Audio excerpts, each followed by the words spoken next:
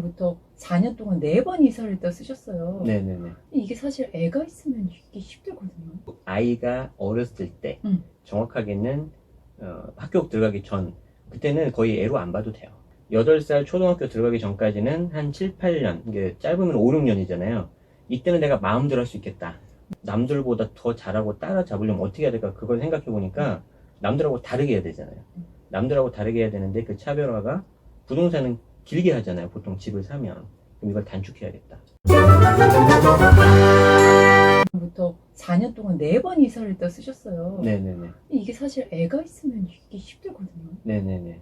좀 그 스토리 좀 설명해 주실 수 있나요? 그러니까 이제 말씀하신 것처럼 아이가 있으면 좀 힘들어요. 힘든데 그래도 아이가 어렸을 때, 정확하게는 학교 들어가기 전, 그때는 거의 애로 안 봐도 돼요. 그럼 뭐로 봐요? 괜찮아요. 그냥 이제 그냥 짐? 어떤 그냥 작은 소중한 생명체 이렇게 생각하면 돼요. 그렇기 때문에 저는 약간 이걸 먼저 말씀드려야 될 것 같은데, 저는 어떻게 보면은 이제 물론 이제 여기 아나운서님도 마찬가지시겠지만 공부도 열심히 하셔서 좋은 학교도 가고 좋은 대학도 그러셨을 거 아니에요. 삼수했어요. 예. 저보단 나으신, 저는 3.5수였어요. 예. 저는 그래서 갔는데, 네. 소위 말해서 저는 우리나라 대한민국의 사교육이라는 거는 한번 다 해본 거거든요. 그렇게 하고 나서 뭐 나름 좋은 대학교 가긴 갔는데, 가서 이렇게 좀 생활해보니 결국에는 월급쟁이더라. 그러니까 물론 이제 그게 나쁘다는 건 아닌데, 제가 추구하는 삶하고는 조금 맞지 않았고, 앞으로 우리 시대가 어떤 정해진 틀이 과연 맞을까, 이 생각을 하니까 조금 퀘스천이 들더라고요. 그래서 저는 저희 애가, 다른 건 모르겠지만, 혼자 스스로 문제 해결력을 갖추고, 어떤 변화가 오더라도 좀 올바른 사고라고 그러면 좋겠어요. 그러면 굳이 이렇게 우리가 흔히 말하는 학군, 뭐 유명한 그런 곳 있잖아요. 그런 곳에 굳이 해야 될까? 그런 생각이 든 거예요. 그래서 거기서 조금 자유로워지니까 8살 초등학교 들어가기 전까지는 한 7, 8년, 이게 짧으면 5, 6년이잖아요. 이때는 내가 마음대로 할 수 있겠다. 그 생각이 드니까 이사를 자주 다닌 거죠. 왜 그러냐면 이제 뭔가 익숙치 않잖아요. 저도 부동산을 투자한 지 그렇게 오래되진 않았고, 저보다 훨씬 많이 하시고 분도 계시고, 그런데 그걸 내가 남들보다 더 잘하고 따라잡으려면 어떻게 해야 될까? 그걸 생각해 보니까 남들하고 다르게 해야 되잖아요. 남들하고 다르게 해야 되는데 그 차별화가 부동산은 길게 하잖아요. 보통 집을 사면. 그럼 이걸 단축해야겠다. 그럼 남들이 5년에 경험할 거를 나는 1년에 경험을 해야겠다. 그럼 이사를 내가 4번 했으니까 적어도 남들이 한 10년 정도 한 경험 내가 한 거겠지. 근데 아이가 아직 어릴 때. 이제 초등학교 들어가면 현실적으로는 맞아요. 전하기 좀 어려워요. 맞아요. 네. 그거는 뭐 학군이 좋다 나쁘다를 떠나서 얘가 주변 받아들일 충격 이런 그렇죠. 것들이 있어서. 그렇기 때문에 그거는 8살은 좀 약간 데드라인 한 7살 정도로 잡고, 그러면 이제 한 5, 6년 정도 있으니까 한번 해보자 라고 하다 보니까 4년에 4번. 그럼 애가 3살 때 시작한 건가요? 그렇죠. 애가 처음에 첫 번째 집을 산 게 네.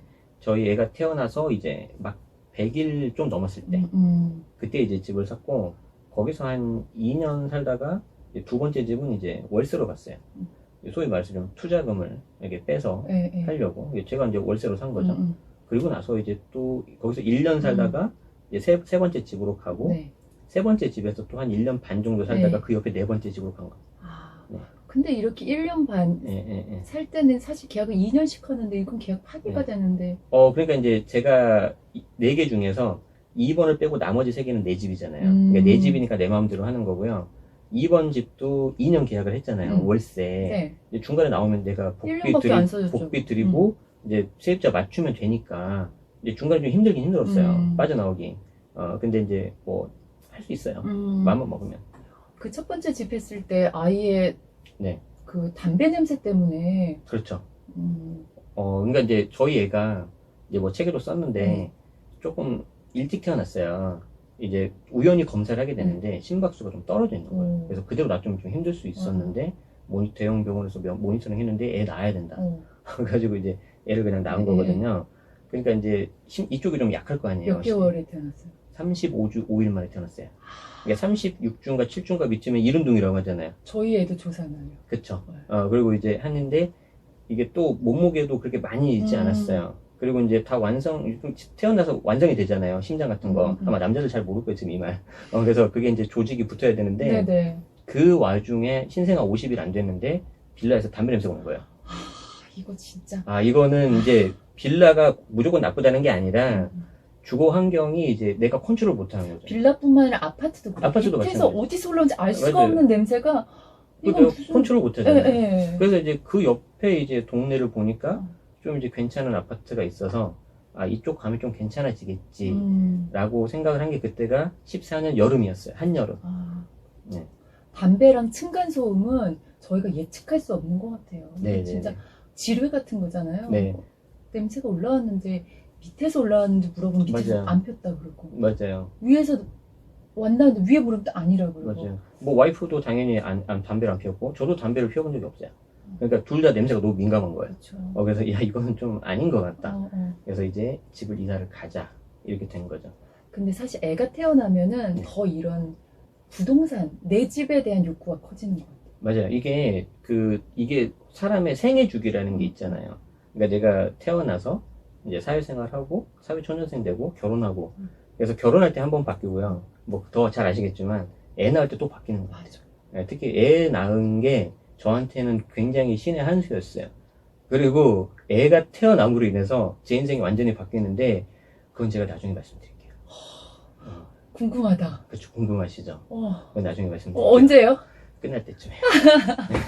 까먹지 마세요. 네, 적어놓을 거예요. 네, 이제. 끝까지 보셔야 돼요. 네. 자, 그 월세를 빼서 투자금을 만들었다고 하셨는데, 네네. 저도 제가 레벨업을 했던 그 순간은 네네. 저희 집에 전세 보증금을 빼고 네네. 저희 친정집에 들어갔을 때였어요. 아, 같이. 네. 네네. 그게 쉽지 않을, 특히 남편분이 쉽지 않으실 텐데. 그 네. 남편이 네네. 그 제주도에 가서 일하게 됐었어요. 아. 그러니까 저는 서울에 있고, 네네네. 이럴 때 이 집을 그냥 둘 것이냐. 아. 그랬을 때 저희는 보증금을 빼고 짐이 있잖아요. 네, 네, 짐들을 네. 이제 컨테이너 넣고. 아. 짐 컨테이너. 저는 그것까지는 안 해봤는데. 와, 대박. 이게 찐이야. 네네네.